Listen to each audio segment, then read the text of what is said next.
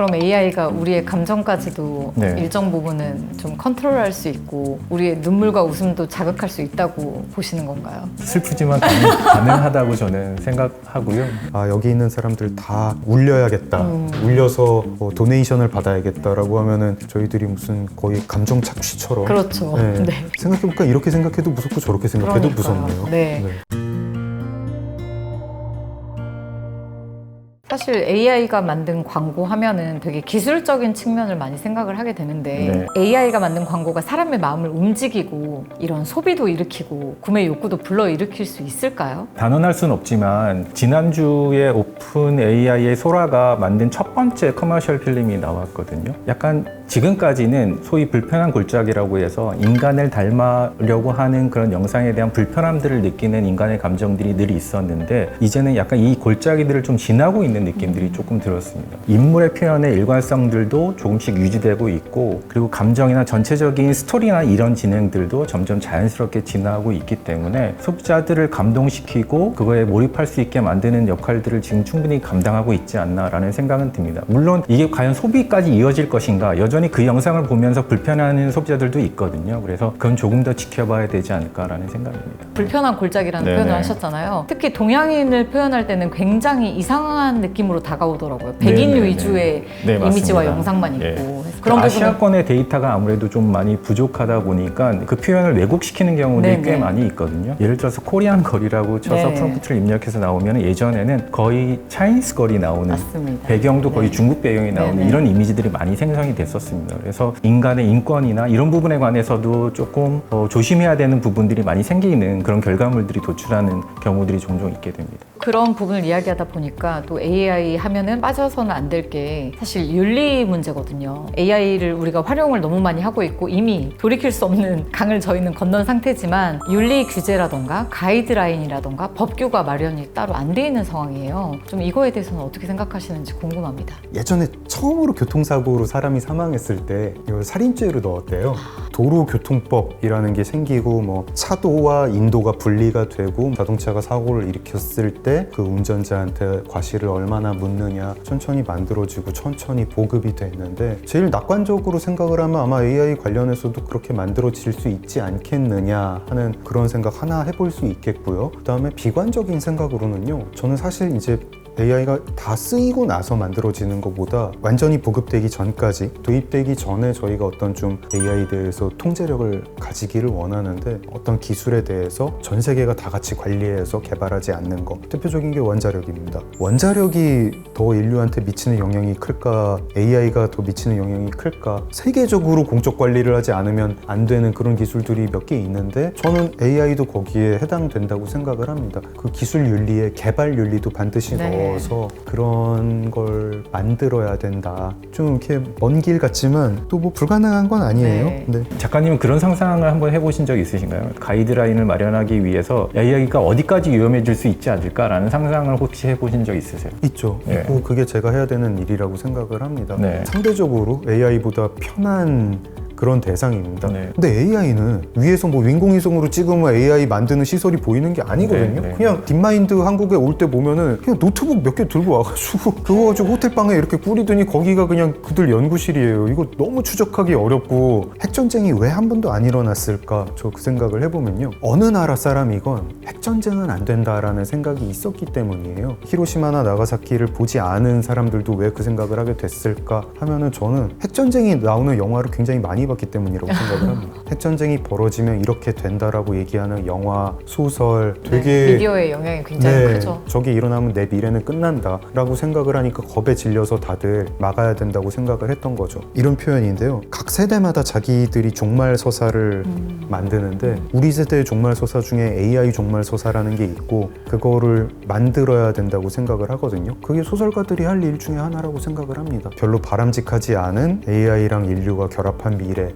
이런 것 좀 저도 좀 쓰려고 하고요. 말씀하셨던 대로 저희가 아직까지는 보이지 않는 위험인데 이거 좀 보이는 위험으로 좀 만들어 보이고 싶습니다. AI 이야기하러 나와서 이렇게 결국은 이제 작품 홍보를 하게 되는 지식과 지식이 만나서 더 큰 아. 지식으로. 네, 더블 지식. AI의 위험성을 이렇게 자극하는 거 괜찮아요? 네, 저희가 AI에 대해서 조금 무거운 주제로 이야기를 나눴는데 분위기를 조금 반전시켜가지고 이번에는 AI 시대에 저희가 이미 살고 있으니까 그럼 이들과 어떻게 공존할 것인가, 어떤 새로운 시대를 열어줄 것인가에 대해서 좀 이야기를 나눠보도록 하겠습니다. 사실 예전에 사진이 처음 등장했을 때 미술 작가들이 다 충격을 받았다고 하잖아요. 내가 똑같이 그릴 수 있었는데 더 똑같은 사진이 등장했다. 그래서 되게 고민이 많았는데 결국 지금은 독자적인 영역에서 창작 활동을 다들 하고 있잖아요. 과연 AI도 그런 새로운 독자적인 창의적인 영역이 될 수 있을까요? 될 수 있을 거라고 생각을 하고요. 근데 이게 저희가 그 말에 조금 현혹이 되면 안 될 것 같아요. 제가 선택의 기회가 없을 때 그거 공존이라고 할 수 없어요. 아. 네. 사진이 등장을 해서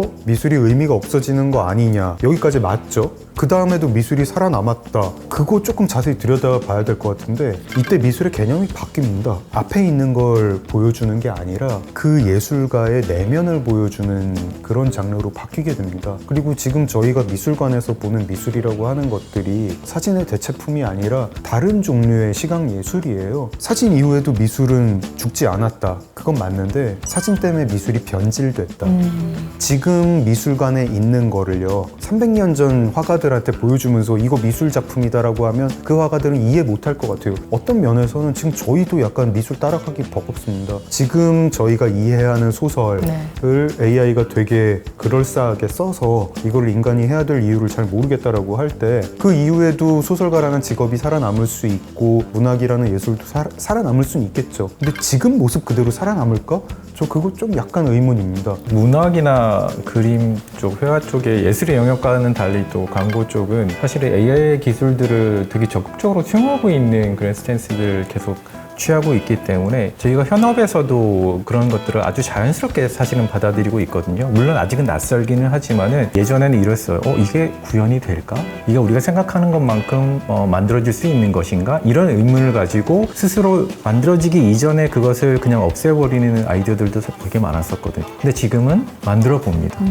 만들어지는구나 이런 것들을 확인하게 되는 거죠. 의심하고 그냥 버리는 시대가 아니라 그것을 만들어보고 확인하는 시대로 광고의 영역에서는 지금 바뀌어가고 있기 때문에 아주 적극적인 수용을 통해서 AI를 사실은 발전시키고 있지 않나라는 생각을 좀 하게 됐습니다. 저는. 사실 제가 이제 올해 열린 칸나이언즈 취재를 다녀왔는데 네. 올해 출품작부터는 AI 활용을 적게끔 돼 있더라고요. 네. 활용을 했는지, 그다음 했다면 어느 부분에 어느 정도까지 했는지를 적게 돼 있더라고요. 근데 이 캠페인을 만드실 때 크레딧에 그 참여자 이름을 넣잖아요. 네네네. 그럼 국내에서도 이 AI를 활용했을 때 그 크레딧에 AI가 들어가나요? 아직까지는 그렇게 네. 들어가지는 않습니다. 들어가지 않는데 질문을 해주시니까 약간 그런 생각이 좀 들었어요. 만약에 칸나이언즈에서 네. 정말 100% AI로 만든 영상이 수상을 했다. 네. 그럼 그 상은 누구한테 줘야 하는 거지? 라는 근본적인 네. 좀 질문이 들더라고요. 약간 크리에이터라는 전통적인 개념의 영역이 이제 희미해지고 그 경계가 이제 사라지고 있는 것이 아닌가? 아니면 그 의미 자체를 새롭게 정의해야 되나? 라는 생각까지도 좀 드는 부분이 있었습니다.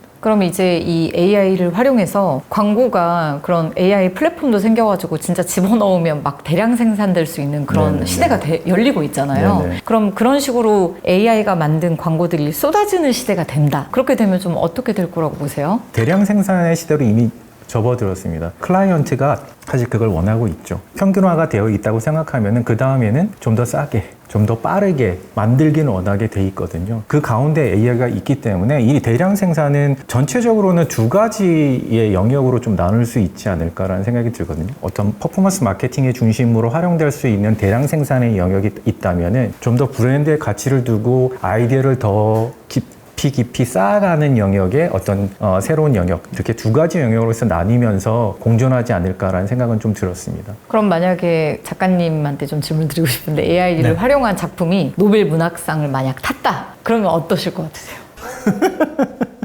생각하고 싶지 않으신 것 같아요. 그러니까요. 네, 그런 것 같아요. 올해 아쿠타가 수상작이 생성형 AI를 활용했어요. 심사위원들이 그 AI 활용한 거 문제 없다 이렇게 얘기를 했는데 저희한테 펼쳐질 현실 되게 막 기기묘묘할 것 같아요. 만약에 사람들이 이제 소설이 나왔는데 AI를 활용한 소설에 대해서는 거부감이 있어가지고 이건 예술이 아니다라고 하면은 소설가가 AI를 활용을 한 다음에 활용 안 했다고 하면 되지 않을까요? 이게 무슨 뭐 유기농 인증제처럼 저희 식당 가면은 이거 뭐 중국산 뭐 김치 중국산 뭐 이렇게 하듯이 AI를 활용은 했지만 뭐 모티브 단계에선 활용하지 않았고 총 활용 수준이 3.4%입니다 해가지고 뭐 AI 활용 수준이 5% 미만으로 되면 사람이 한 걸로 치자 뭐 이런 합의가 나올 수도 있고 광고가 대량 생산되는 거 아까 질문 주셨었잖아요. 근데 그냥 대량 생산될까? 저 그렇게 생각하지 않아요. 40대 후반 서울 남자를 타깃으로 하는 광고랑 30대 부산 여성을 타깃으로 하는 광고가 당연히 다를 거고 소설 그러지 말라는 법 뭐가 있나요? 아마존을 제가 쓴다, 리디북스를 쓴다. 이 독자가 무슨 이야기 좋아하는지 너무 잘 알아요. 무슨 책 보는지 무슨 책 다운로드 받는지 그 사람이 좋아하는 이야기는 이건데 장강명 작가가 쓴 소설은 이거고 그거 이 사람이 좋아하는 버전으로 만들어줘. 제 리디북스 리더기에서 보는 장강명 소설이랑 이CD님이 받아가지고 보시는 소설이 다를 수 있죠. 결말이 다를 수도 있고 그러면은 둘 다 똑같이 폭풍의 언덕을 읽었는데 저는 해피엔딩이고 이CD님은 되게 비극적 엔딩이고 그렇게 되면은 뭐 노벨상 뭐 이런 걸 떠나가지고 이게 뭐 소설이 뭔지 뭐 약간 제 정의가 필요할 것 같은데요, 정말. 예, 제가 오만과 편견을 읽었다고 했을 때 오만과 편견을 읽은 게 맞아? 이런 얘기를 할 수도 있을 것 같습니다. 그럼 AI가 사실 아직까지는 그래도 도구적인 어떤 툴로서의 역할로 많이 활용이 됐다면 앞으로 좀 더 진화되면 이 AI가 뭐 광고 스토리텔링이나 소설 스토리텔링의 형식과 경험도 바꿀 수가 있을까요? 이건 좀 어려운 질문인데요. 좀 어렵죠? 네. 저는 바꿀 수 있을 거라고 생각하고 사실은 이미 그런 스토리텔링 나오지 않았나 하는 생각도 좀 있어요. 영화가 처음 나왔을 때요. 그러니까 20세기 초반까지 네. 지금은 저희가 진짜 되게 이해를 못하는 논쟁이 하나 있는데요. 당시에 철학자들이나 뭐 이제 사상가들 사이에 영화가 예술이 될 수 있는가를 두고 논쟁이 있었더라고요. 근데 저는 지금 그런 논쟁이 하나 벌어지고 있다고 생각을 하는데 게임입니다. 우리가 예술적인 게임이다라고 말하는 사람들 많이 있고 실제로 어떤 게임들 보면은 플레이를 하다가 깊은 감동을 받거나 너무 아름답다 이 이야기라고 해야 할지 뭐 이 세계라고 해야 될지 굉장히 아름답다 되게 가치 있는 걸 구현했다라고 할 만한 그런 게임들이 있거든요. 네네네. 그거에 대해서 게임의 예술성이라는 얘기를 할 수 있을 것 같고 이거를 스토리텔링이라고 할 수 있을진 잘 모르겠어요. 그러니까 어떤 그 게임 시나리오 작가가 그냥 만든 스토리도 있겠지만 이렇게 스토리 없는 상태에서 플레이어가 만들어가는 그런 게임들도 있거든요. 근데 그 중에도 굉장히 예술성이 있는 것들이 있고 AI가 스토리텔링이랑 결합을 하면 이런 식의 지금 뭐라고 불러야 될지 모르겠는 과연 서사 예술이기는 한 건가 싶은 어떤 종류의 예술이 나올 수도 있다고 생각을 합니다. 만약에 그런 게 나오면 뭐 그걸 뭐 게임 예술이라고 부르건 뭐 세계관 예술이라고 부르건 그걸 연구하는 예술 평론가들이 나중에 그거의 시초는 사실상 뭐 2007년에 나왔던 어떤 게임이다. 당시 사람들은 게임이라고 불렀다. 충분히 그럴 수 있죠. 그럴 수도 있을 것 같습니다. 뭐 광고에서도 스토리텔링으로 이어지는 것은 너무 지금 사실 자연스럽게 계속되고 있는데 뭐 챗GPT를 통해서 전체적으로 아이디어를 내달라는 요청까지도 해보는 시도들을 하고 있거든요. 물론 그 수준은 좀 논외이긴 합니다. 나오는 내용들을 보면은 적극적으로 광고화시킬 수 있는 내용들은 아니긴 하지만 사실 이건 어떻게 보면 시간의 문제라는 생각이 좀 들거든요. 그러면 이 스토리텔링들이 점점 더 정교화될 것이고 정말 광고에서 감동을 주는 것까지도 연결될 수 있지 않을까라는 생각입니다. 그럼 AI가 우리의 감정까지도 일정 부분은 좀 컨트롤할 수 있고 우리의 눈물과 웃음도 자극할 수 있다고 보시는 건가요? 슬프지만 가능하다고 저는 생각하고요. 실제로 뭐 로봇 기술의 발전으로 인해서 사람과 같은 감정들을 점점 만들어가는 그런 기술들이 점점 발전하고 있잖아요. 그래서 나도 모르는 내 감정들에 대해서 케어하는 수준까지도 지금 발전하고 있는 거거든요. 감정들을 보고 그거에 맞춰가지고 음악을 틀어주기도 하고 어떤 때는 필요한 것들을 가져다 주기도 하고 분위기를 만들어주기도 하는 역할들을 AI들이 다 하고 있지 않나라는 생각입니다. 좋게 생각하면은 그 AI 기술을 활용을 해가지고 평화롭게 살 수도 있지 않을까 뭐 그런 생각도 하고요. 나쁘게 생각하면 이제 그 AI 기술을 가진 그리고 되게 이제 어떤 네트워크를 가진 기업이 여기 있는 사람들 다 울려야겠다, 울려서 뭐 도네이션을 받아야겠다라고 하면은 저희들이 무슨 거의 감정 착취처럼 그렇죠. 쥐어 짜여가지고 다 울면서 거기다 기부하고 생각해보니까 이렇게 생각해도 무섭고 저렇게 생각해도 무섭네요. 아니 그렇다면 두 분 다 크리에이터로서 사람으로서 AI 시대에 어떤 자세와 태도를 갖고 살아가야 될까요? 살면서 기술이 제 삶을 흔드는 경험을 한 2번 정도 한 것 같거든요. 뭐냐면 인터넷이랑 스마트폰인데요. 제가 스마트폰이 세상에 나오기 전이랑 지금이랑 세상도 달라졌고 저도 달라졌어요. 그 전까지 5분 동안 가만히 있는 정도는 하는 사람이었던 것 같아요. 지금 뭐 5분이 아니라 50초만 가만히 있어도 꺼내가지고 뭐 없나 하고 봅니다. 스마트폰이 그래서 세상 바꾸고 제 인생 바꾸는 거에 대해서 의견이 없었죠. 스마트폰이 나올 때. 네. 나오고 나서 이제 투덜거리는 얘기하고 있죠. AI에 대해서는 이제 걔도 나오면은 아마 스마트폰이나 인터넷 이상으로 세상을 바꿀 것 같은데 이거는 나오기 전에 좀 발언을 하고 싶어요. 네. 그거 내가 원하는 방향으로 나왔으면 좋겠다. 내 인생이나 내 주변 사람들의 삶을 막 휘젓지 않았으면 좋겠다. 일종의 사명감을 갖고 계신 것 같아요. 세상을 구하고자 하는. 저만 이런 이야기를 하는 게 아니라 요즘 그런 이야기 하는 분들이 많이 있습니다. 뭐 기술 민주주의, 기술 주권 이렇게 얘기를 해서요. 각자의 삶에 되게 영향을 미치는 요인이 있을 때 그 영향을 받는 사람들이 뭔가 거기에 발언을 해야 된다는 겁니다.